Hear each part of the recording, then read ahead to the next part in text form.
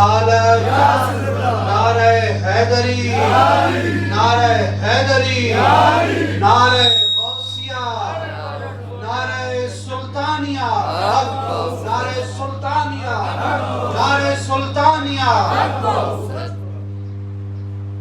الحمدللہ رب العالمین، والصلاة والسلام علی سید الانبیاء والمرسلین، اما بعد فاعوذ باللہ من الشیطان الرجیم، بسم اللہ الرحمن الرحیم۔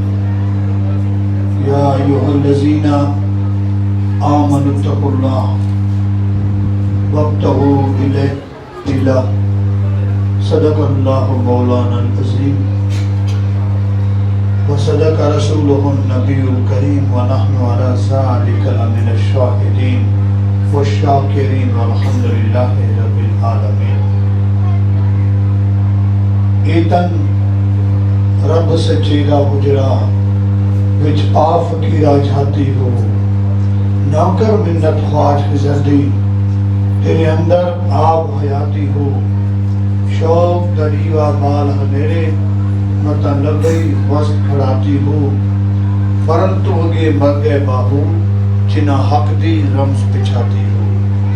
حمد و صلات کے بعد واجب الاحترام عزت کے لائق محترم جناب حاجی ملک محمد صدیق آوان صاحب، صدر تنظیم الاعوان صوبہ سے، قابل صدر احترام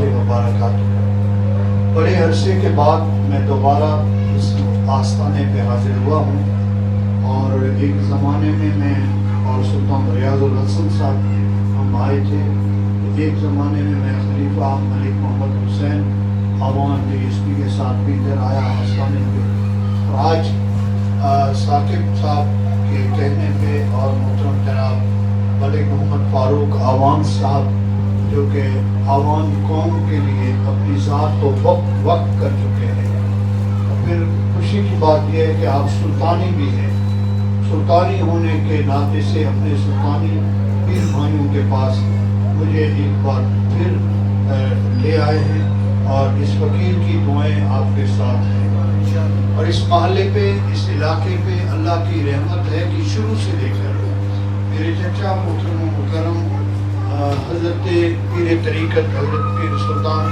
محمد حسن صاحب رحمۃ اللہ تعالیٰ علیہ کا بھی فیضان ہے، جنہوں نے یہاں پہ اس آستانے کی بنیاد رکھنے کے جو موجب بنے، اور اس کے بعد یہ سلسلہ جو ہے آگے سے آگے بڑھتا گیا، اور پنڈی گیپ اور اٹک کے جتنے بھی ہمارے عوام اور سلطانی بھائی ہیں، آپ تمام خوش قسمت ہیں کہ آپ کی نسبت عارفوں کے بادشاہ سلطان العارفین، برہان الواصلین، قدوۃ الصالحین، زبدۃ العاشقین حضرت سخی سلطان باہو کی ذات مقدس کے ساتھ ہے۔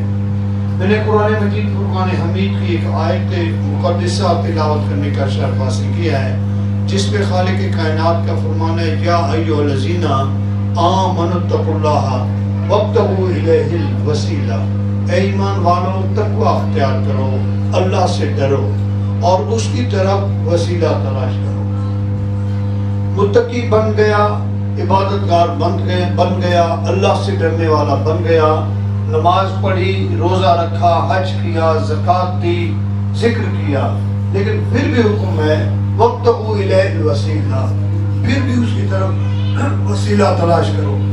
مختصراً یہ عرض کرنا چاہ رہا ہوں، میں نے رب ذوالجلال والاکرام کی بارگاہ میں عرض کیا ہے، باری تعالیٰ ہم عبادت تو آپ کی کر رہے ہیں، آپ سے ڈر رہے ہیں، آپ معبود ہیں، آپ لا شریک ہیں، آپ رازق ہیں، آپ خالق ہیں، آپ مالک ہیں، آپ پالن ہار ہیں، آپ پیدا کرنے والے خالق ہیں۔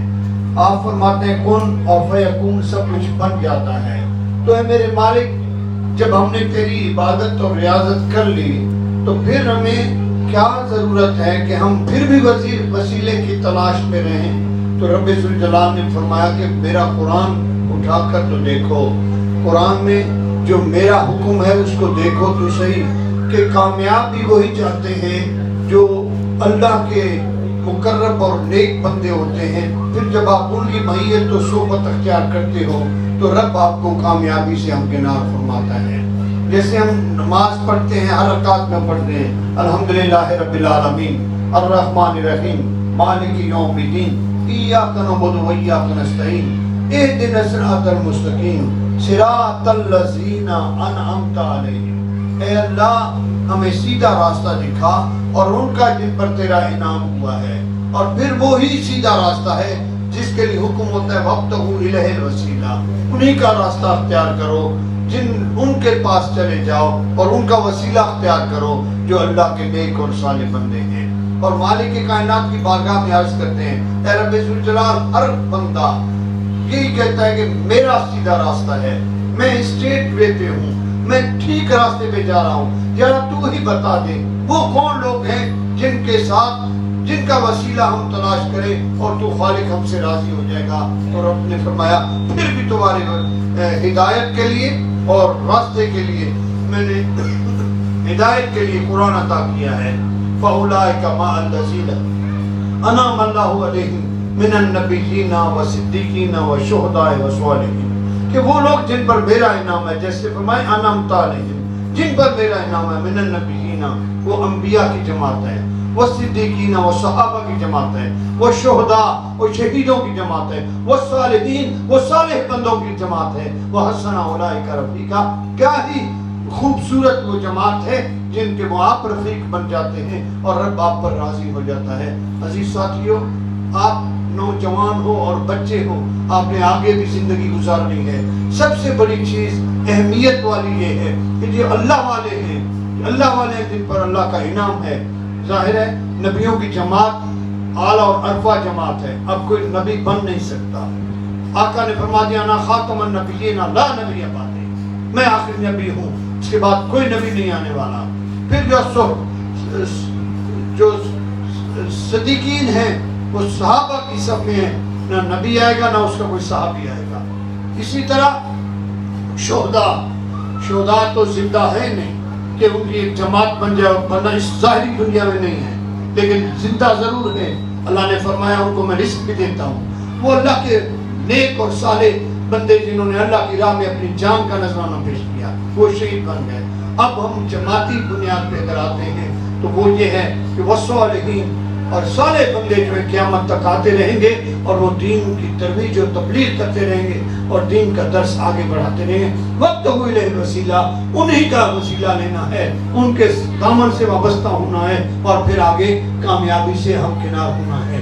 انہی صالحین میں سے سلطان العارفین، برہان الواصلین، قدوۃ الصالحین، سدۃ العاشقین، حضرت سخی سلطان باہو قدس سر العزیز کی ذات پاک ہے، جن کی اولاد بھی آج تک چل رہی، اور آج سے 400 سال پہلے سے جو آپ نے اللہ پاک کے راستہ دنیا کو دیا، جنہوں نے اچھا اچھا راستہ عطا کیا، وہ عارفوں کے بادشاہ ہیں جو فرماتے ہیں کہ دست بیت کرد مارا مصطفیٰ، فرزند خود خواندست مارا مجتبیٰ، شد اجازت باہو را از مصطفیٰ، خلق را تلقی بکن بحر سودا۔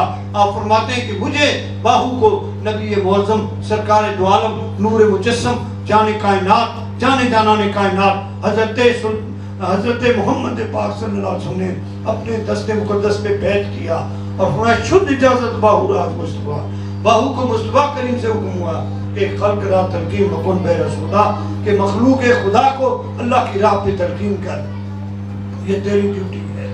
سلطان العارفین نے وہ ڈیوٹی اچھے طریقے سے نبھائی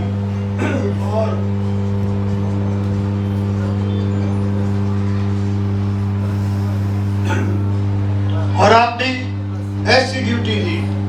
ایسی ڈیوٹی دی کہ رہتی دنیا تک وہ ڈیوٹی چلتی رہے گی، اور لوگ فخر کرتے ہیں کہ ہم حضرت سلطان باہو کے مرید ہیں، ہماری نسبت سلطان عارفین کے ساتھ ہے۔ وہ ذات، وہ ہستی ہیں جنہوں نے کہا جو زبان سے، آپ فرماتے ہیں کن فیکون، جدو رب فرمایا اساں بھی کولوں حاصل ہو، کہ جب رب نے کہا کن فیکون بن جائے تو ہم اللہ کے پاس تھے، ہم ساتھ بیٹھے تھے۔ کیسے ہو سکتا ہے؟ کیسے ہو سکتا ہے؟ اس کی دلیل یہ ہے کہ انسان کو اللہ پاک نے جو زندگی دی ہے، یہ 5 حصوں میں زندگی عطا کی ہے۔ فرسٹ لائف جو انسانیت کی ہے وہ عالم ارواح ہے، جو ہم عالم ارواح میں روحیں تھی ہماری، اس وقت بھی ہم زندہ تھے۔ اس وقت رب کائنات نے جلسہ اور اجتماع کیا، سب کی روح کو بلایا، ہم اور آپ بھی اس میں موجود تھے، انبیاء کی ارواح بھی موجود تھی۔ اس میں رب نے فرمایا الست بربکم، کیا میں تمہارا رب نہیں ہوں؟ سارے لوگوں نے بیک زبان کہا قالوا بلا، برک تو ہمارا رب ہے۔ تو ایک زندگی وہ تھی، ایک زندگی عالم پیٹ ہے، ایک زندگی عالم دنیا ہے، اور ایک زندگی عالم قبر ہے، اور ایک آخری زندگی جو ہے وہ عالم حشر ہے۔ 5 زندگیاں انسان کو ملتی ہیں، اور اس پہ سٹیپ بائی سٹیپ چلتا ہے۔ اسی لیے حضرت سلطان باہو نے فرمایا جب عالم ارواح کی زندگی تھی اس وقت ہم اللہ کی بارگاہ میں موجود تھے، اور رب نے چاہا کہ دنیا بن جائے اور انسانیت بنے، رب نے فرمایا کن فیکون، سب کچھ بن گیا، ہم بھی وہاں موجود تھے۔ یہ دنیا روحوں کے جو جہان تھے۔